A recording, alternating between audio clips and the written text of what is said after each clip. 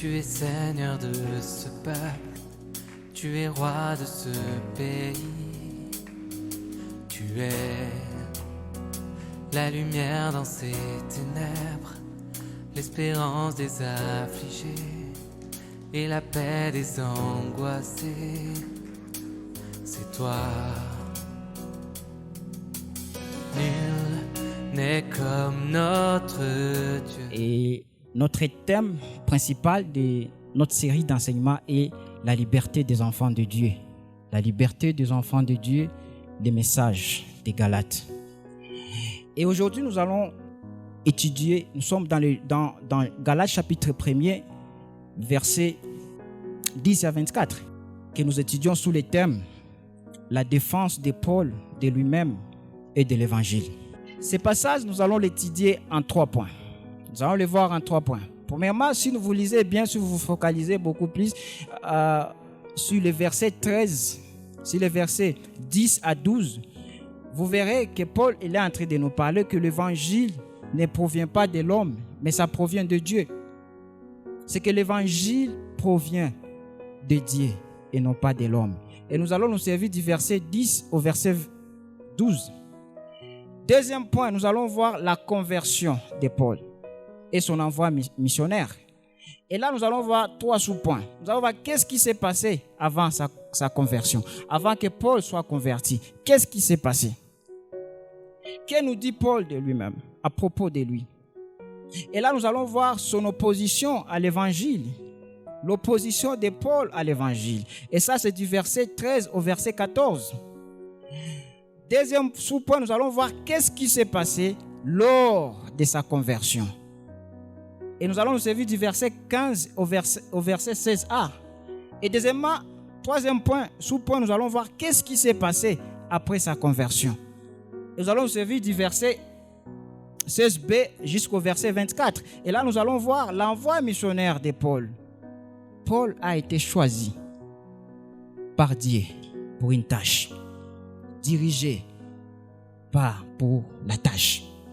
Et troisièmement, nous allons essayer de mettre toutes ces choses en application. Nous allons essayer de les mettre dans notre vie d'aujourd'hui. Et là, nous allons essayer de nous poser quelques questions. De qui recherchez-vous l'acceptation? De qui recherchez-vous l'approbation? De qui? Est-ce que vous les cherchez aux gens ou vous les cherchez à Dieu? Et nous allons revenir sur le verset 10. Deuxièmement, nous allons essayer de nous poser la question, comment à Bukavu les chrétiens partagent leurs témoignages? Comment à Bukavu les gens partagent leurs témoignages? Est-ce qu'ils mettent leurs actions devant toute chose ou est-ce qu'ils mettent l'action de Dieu avant tout? Est-ce qu'ils mettent Christ avant? Est-ce qu'ils mettent Dieu avant? Pour ceux qui prennent note, voici les 3 points. L'évangile provient de Dieu et non pas de l'homme. Versets 10 à 12. Deuxième point, la conversion et envoi missionnaire de Paul. Nous allons voir qu'est-ce qui s'est passé avant sa conversion. Que nous dit Paul à propos de lui? On va voir l'opposition de Paul à l'évangile. Deuxièmement, qu'est-ce qui s'est passé lors de sa conversion? Troisièmement, qu'est-ce qui s'est passé après sa conversion? Et troisièmement, comme troisième point, nous allons appliquer en nous posant des questions. De qui cherchez-vous l'approbation? De qui cherchez-vous l'acceptation? Est-ce que vous les cherchez aux gens ou vous les cherchez à Dieu? Comment les gens à Bukavu, les chrétiens à Bukavu partagent leurs témoignages? Est-ce qu'ils mettent leurs actions avant ou ils mettent Dieu ou ils mettent Christ avant toute chose? L'évangile provient de Dieu et non pas de l'homme. Que nous dit le verset 10 jusqu'au verset 12? Et maintenant, est-ce la faveur des hommes que je désire ou celle de Dieu? Est-ce que je cherche à plaire aux hommes? Si je plaisais encore aux hommes, je ne serais pas serviteur de Christ. Je vous déclare, frères, que l'évangile qui a été annoncé par moi n'est pas de l'homme. Car je ne l'ai ni reçu, ni appris d'un homme, mais par une révélation de Jésus-Christ. Et le dimanche passé, nous avons vu avec Joël dans Galates chapitre 1, versets 6 à 9, sous le thème la réprimande initiale. Et on avait vu avec Joël qu'il y a un seul évangile. qu'il y a un seul évangile.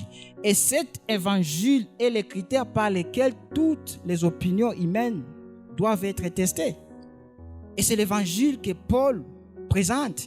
C'est l'évangile que Paul a présenté. Mais la question demeure toujours. La question est maintenant de savoir quelle est l'origine de l'évangile de Paul pour qu'il soit normatif, que d'autres messages soient évalués, soient jugés.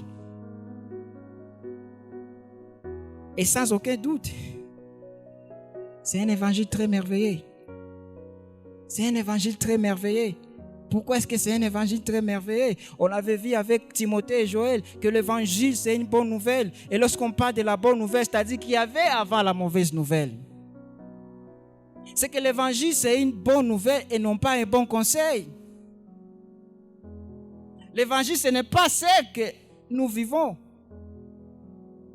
Ce n'est pas la façon de vivre. Ce n'est pas quelque chose que nous faisons. Mais l'évangile, c'est quelque chose qui a été fait pour nous et à quoi nous devons répondre. C'est ça l'évangile. Deuxièmement, l'évangile, c'est une bonne nouvelle qui annonce que nous avons été secourus, que nous avons été sauvés. Alors la question est celle de savoir de quoi avons-nous été secourus? Du danger. De quel danger avons-nous été sauvés? De la colère de Dieu à venir. Et 1 Thessaloniciens chapitre 1 verset 10 nous dit: et pour entendre de cieux son Fils qu'il a ressuscité des morts, Jésus-Christ, qui nous délivre de la mort à venir.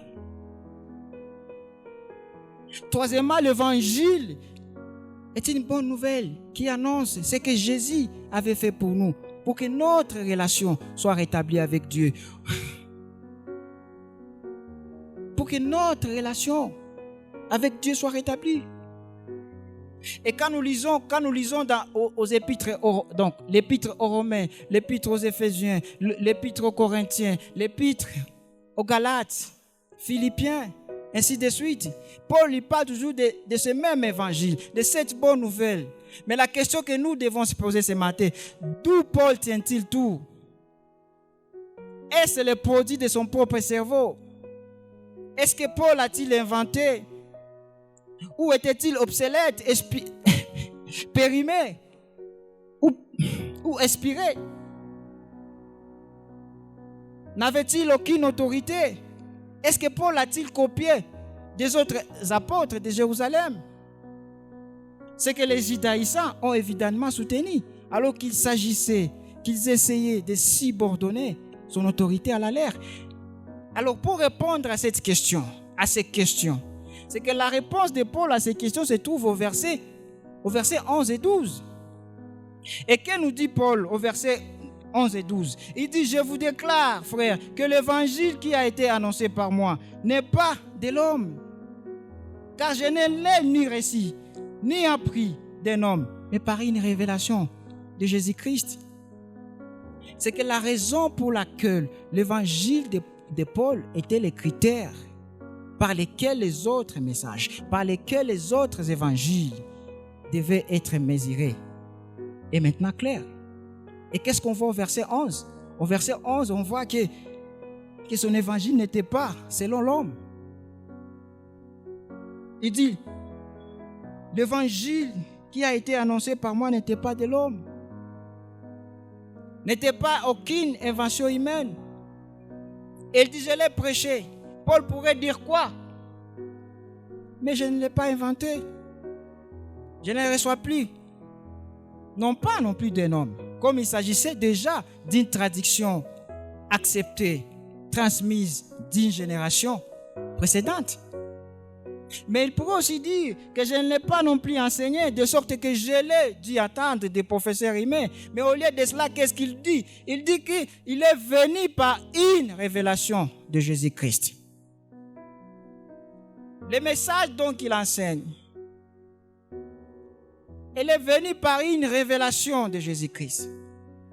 Et cela signifie probablement qu'il a été révélé par Jésus-Christ Verset 12, qu'est-ce que la Bible nous dit? Car je ne l'ai ni reçu, ni appris des hommes, mais par une révélation de Jésus-Christ. Verset 16, de révéler à moi son Fils, afin que je l'annonçasse parmi les païens. Aussitôt, je ne consultais ni la chair, ni le sang. C'est que quelle que soit la façon dont nous le prenons, c'est que le sens général est clair.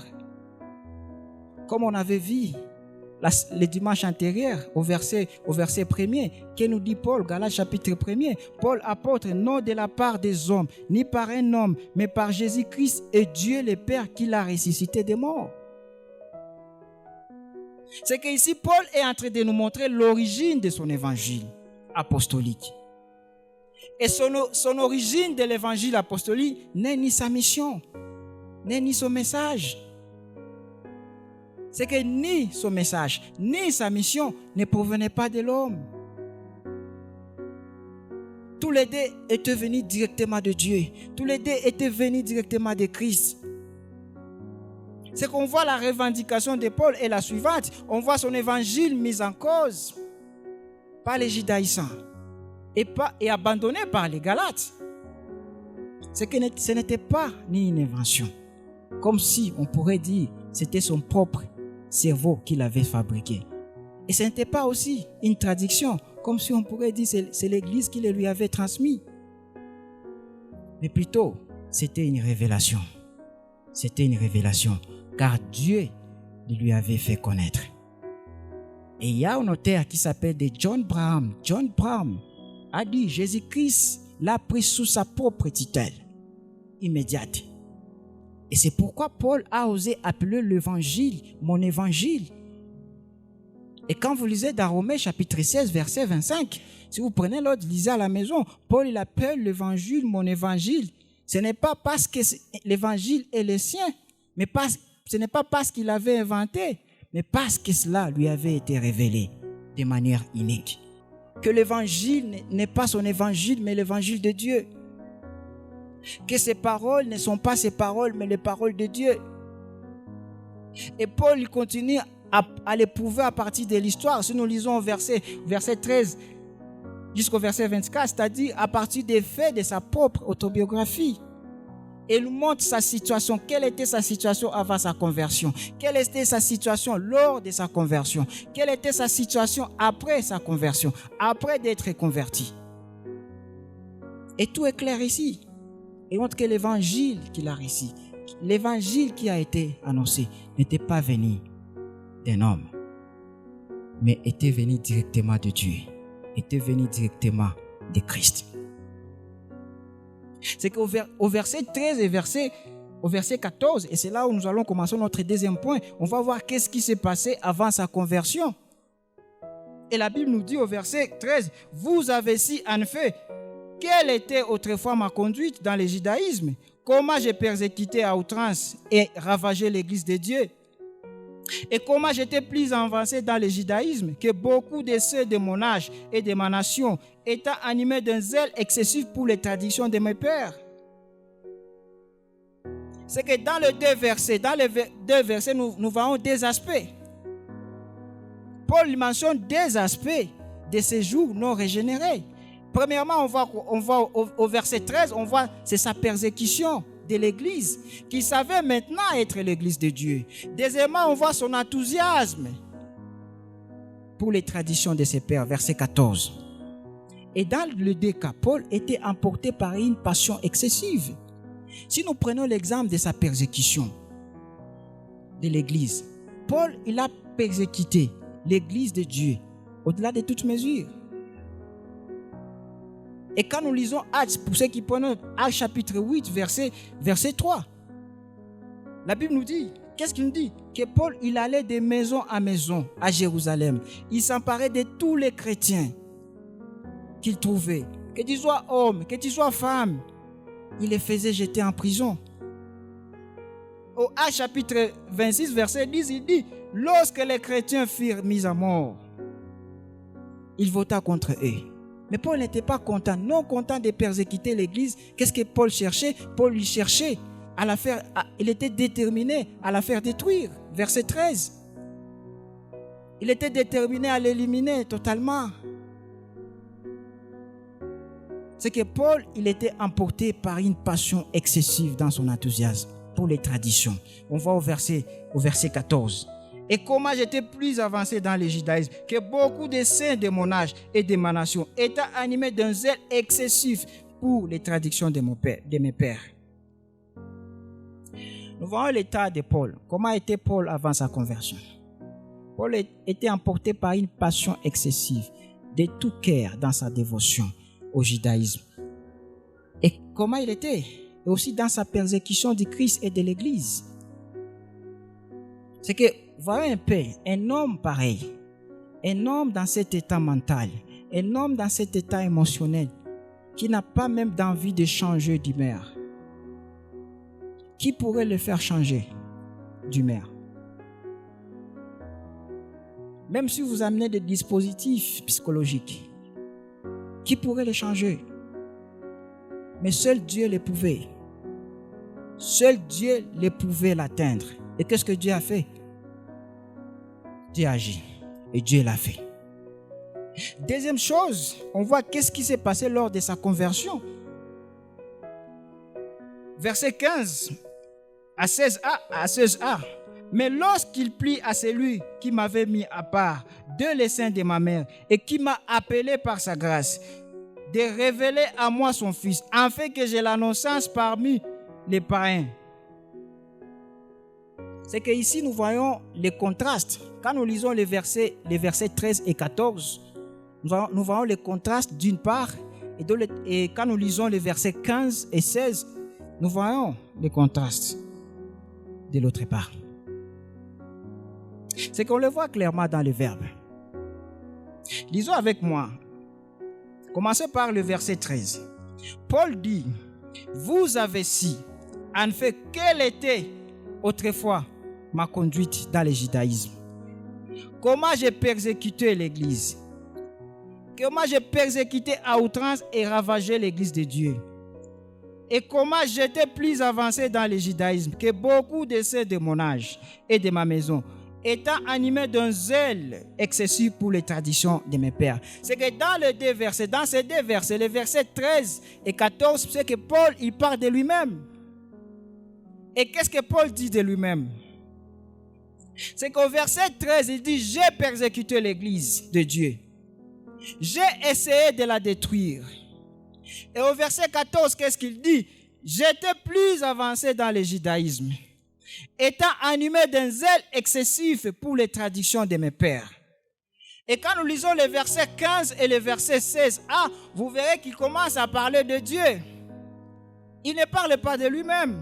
Au verset 15, il dit, mais lorsqu'il a plu à celui qui m'avait mis à part de les seins de ma mère et qui m'a appelé par sa grâce, de révéler à moi son Fils, afin que je l'annonçasse parmi les païens.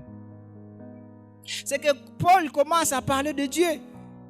Et qu'est-ce qu'il dit? Il dit, c'est Dieu qui m'a mis à part de les seins de ma mère. Deuxièmement, il dit, c'est Dieu qui m'a appelé par sa grâce. Au verset 16, il dit, c'est Dieu qui a plu à me révéler son Fils. C'est que Paul, il est en train de dire, en d'autres termes, que dans ma passion excessive, j'étais déterminé à suivre une voie de persécution, à suivre une voie de destruction. Mais Dieu, que j'avais laissé de côté, que j'avais laissé dans mes calculs, qu'est-ce que Dieu a fait? Dieu, il m'a arrêté. Et qu'est-ce que Dieu a fait? Dieu m'a changé. Dieu m'a changé. Dieu a changé ma course sans frein. C'est ce que Paul est en train de dire. C'est que nous devons remarquer comment dans ce verset, chaque initiative, à chaque étape, il y a l'initiative et la grâce de Dieu. Sont soulignés. D'abord, il commence au verset 15. Qu'est-ce qu'il dit? C'est Dieu qui m'a mis à part avant sa naissance, avant la naissance de Paul. Et quand nous lisons à la maison, lisez un peu dans Romains chapitre 9, verset 10 à 13, vous verrez qu'on voit que Jacob, on revient sur l'histoire de Jacob. Jacob dit, Jacob était choisi avant sa naissance. Quand nous lisons aussi dans Jérémie, on voit Jérémie aussi, Jérémie chapitre 1er, verset 4 à 5, si vous prenez note, vous allez voir que Jérémie aussi a été choisi avant sa naissance à être nommé prophète. Et on voit dans ces passages, Paul aussi, il vient. Paul, avant sa naissance, a été mis à part pour être apôtre. Paul a été choisi par Dieu pour une tâche. Deuxièmement, on voit Dieu m'a appelé par sa grâce. Verset 15. Qu'est-ce qu'il dit? C'est Dieu qui m'a appelé par sa grâce. C'est-à-dire son amour totalement immérité. Nous savons tous que Paul combattait contre Christ, que Paul combattait contre Dieu, que Paul combattait contre les hommes de Dieu. Il n'a ni mérité de pitié. Il n'a ni mérité de pitié, ni demandé. Mais pourtant, qu'est-ce qu'on voit? On voit la miséricorde de Dieu. On voit la miséricorde de Dieu l'a trouvé. Et qu'est-ce qu'on voit? La grâce l'a appelé. La grâce l'a appelé. Paul ne méritait ni de pitié, ni demandé. Et pourtant, la miséricorde de Dieu l'a trouvé. La grâce l'a appelé. Voilà la bonne nouvelle. Voilà l'évangile. Troisièmement, qu'est-ce que Paul dit? Il a pris à Dieu de me révéler son Fils. C'est que Paul, il fait référence à son expérience sur la route de Damas. Au jour qui l'a immédiatement suivi. C'est lui qui a été révélé était Jésus-Christ, le Fils de Dieu. Paul avait persécuté Christ parce qu'il croyait que Jésus-Christ était un menteur, qui était un imposteur, un hypocrite. Mais maintenant, qu'est-ce qu'on voit? On voit les yeux s'ouvrir pour voir Jésus comme le Messie des Juifs. Ses yeux s'ouvrent pour voir Jésus comme le Fils de Dieu, le Sauveur du monde. C'est que Paul était chargé de prêcher aux gentils. N'était pas la loi de Moïse. Comme enseignaient les judaïsants. Mais il était chargé à prêcher la bonne nouvelle.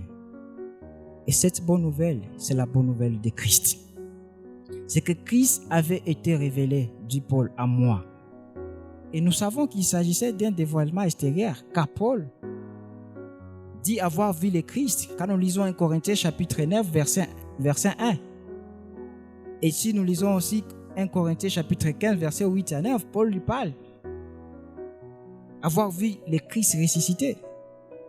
Mais cette révélation est si intérieure, elle est devenue une partie de lui qu'il a pu faire connaître aux autres. Paul avait une mission.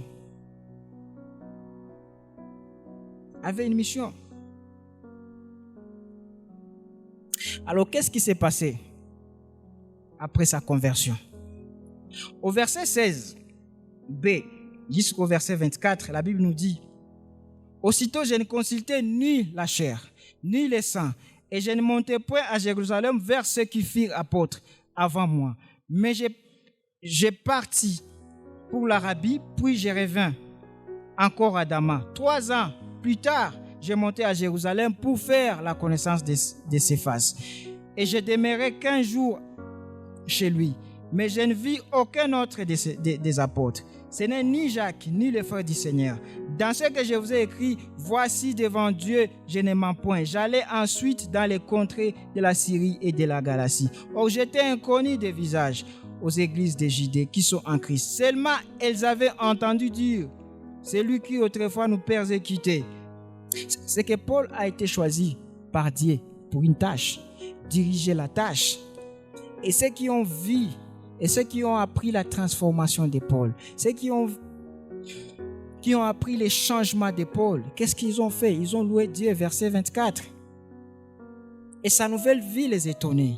Et seul Dieu a pu faire de ces persécuteurs incarnés de chrétiens son disciple. Les disciples de Christ. Et nous aussi, même si nous ne sommes pas passés par un changement radical, notre vie devait être néanmoins honorée, Seigneur, en tout. Devait être néanmoins honoré le Seigneur Jésus-Christ en tout. Mais la question que j'aimerais qu'on puisse se poser ce matin, quand les gens vous observent, quand les gens vous regardent, peuvent-ils dire que Dieu vous a changé? Peuvent-ils dire que Dieu vous a transformé, comme Paul? Quand les gens vous regardent, quand les gens vous observent, est-ce qu'ils peuvent dire que Dieu vous a changé? Est-ce qu'ils peuvent dire que Dieu vous a transformé? Si tel n'est pas le cas, peut-être ne vous voyons pas comme nous le devions. Mais mes chers amis, ces versets, ces passages des Galates peuvent avoir une application pratique pour chacun de nous également. Bien que nous ne puissions pas atteindre, avoir exactement la même expérience que Paul, nous devons tous connaître personnellement Jésus-Christ. Nous devons tous connaître personnellement Jésus-Christ. Personne n'a la possibilité de servir Christ d'une manière efficace s'il n'a pas vécu une rencontre personnelle avec lui. S'il n'a pas vécu une rencontre personnelle avec Christ. Personne. Et les paroles de Paul peuvent s'appliquer aussi au message de tout serviteur, de tout chrétien, comme Paul. Aussi, nous devons aussi recevoir notre message. Mais j'aimerais poser une question. De qui recherchez-vous l'approbation? De qui recherchez-vous l'acceptation? Est-ce que vous le cherchez aux gens ou vous le cherchez à Dieu? Est-ce que vous cherchez à plaire aux gens ou vous cherchez à plaire à Dieu? Le verset 10 de Galates chapitre 1 nous dit: et maintenant, est-ce la faveur des hommes que je désire ou celle de Dieu? Est-ce que je cherche à plaire aux hommes? Si je plaisais encore aux hommes, je ne serais pas serviteur de Christ. De qui cherchez-vous l'approbation? De qui cherchez-vous l'acceptation? C'est que Paul a défendu l'évangile qu'il a prêché. Il n'a pas prêché pour plaire aux gens ou dire aux gens ce qu'ils veulent entendre. Paul a prêché la vérité de Dieu. Paul a prêché l'évangile de Dieu. La bonne nouvelle. Au verset 10, à la fin, il dit: je ne serai pas serviteur. Qu'est-ce qu'il dit? Si je plaisais encore aux hommes, je ne serai pas serviteur de Christ. La vérité peut être douloureuse à entendre lorsqu'elle remet en question ce que nous croyons ou comment nous vivons. Mais c'est curieux ici à Bukavu. Certains de nos prédicateurs ici à Bukavu évitent de prêcher sur des sujets que leurs congrégations ne veulent pas entendre. Et Paul nous dit dans 2 Corinthiens chapitre 4, 2 Corinthiens chapitre 4, versets 3 à 4, qu'est-ce que Paul nous dit? Que car il viendra un temps où les hommes ne supporteront pas la saine doctrine, mais ayant la démangeaison d'entendre des choses agréables, ils se donneraient une foule de docteurs selon leur propre désir, détourneront l'oreille et la vérité et se tourneront vers les fables. C'est qu'on voit la prédication de Paul dans 2 Timothée, chapitre 4, versets 3 à 4, concerne le dernier jour et souvent vrai aujourd'hui. Les gens veulent entendre ce qui soutient leur propre désir. Pas nécessairement la vérité, pas nécessairement la parole de Dieu, pas nécessairement l'évangile. Mais en tant que prédicateur, les prédicateurs doivent choisir soit de rester de vrais serviteurs de Christ en proclamant la parole de Dieu, soit de plaire aux gens. Et il en est de même pour nous, des chrétiens. Il en est de même pour nous, disciples de Jésus. Est-ce que quand nous parlons à quelqu'un l'évangile, quand nous annonçons l'évangile de Dieu, à nos amis? Est-ce que nous les annonçons? Nous les annonçons avec amour. Parle-nous avec amour de la vérité et de la parole de Dieu. Ou soit nous choisissons de ce qui est populaire.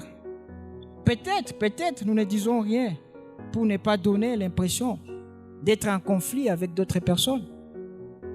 Mais comme Paul, nous devons toujours nous rappeler que Dieu nous a appelés à dire la vérité. Dieu nous a appelés à proclamer l'évangile, à proclamer la bonne nouvelle de Jésus-Christ. Et c'est pour cela même Paul, quand vous lisez dans Romains chapitre 1er, verset 16, Paul dit « Je n'ai point honte d'annoncer l'évangile, car c'est la puissance de la transformation. C'est l'évangile qui nous transforme. C'est la bonne nouvelle de Jésus-Christ qui nous transforme. » Et ne pas plaire aux gens. Nous devons plaire à Dieu. Et c'est ce qui nous qualifie en tant que serviteurs de Christ.